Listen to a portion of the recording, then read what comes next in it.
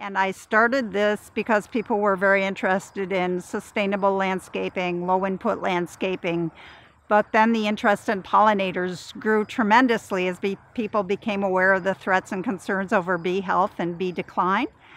And all these wildflowers that I had been planting, which are native to New England, are very important food sources for bees and other pollinators. We know that pollination services are essential for our crops, our fruit crops, our vegetable crops, and so forth, but the bees can't survive on them alone because they have a limiting flowering period. The native wildflowers and the native bees have evolved together over time, and they've developed a synchronicity of timing so that when the bees emerge in the spring, they know what flowers are going to be there, and they've developed preferences for feeding on them.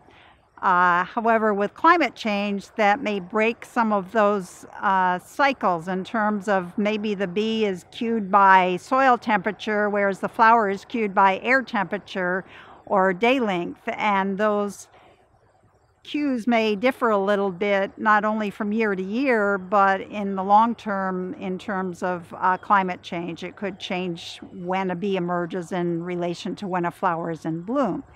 So part of my research really is to make sure that we have a diversity of good floral resources for bees so that if they emerge at a little different time, there are other alternatives for them that are nutritious and attractive to them to feed upon.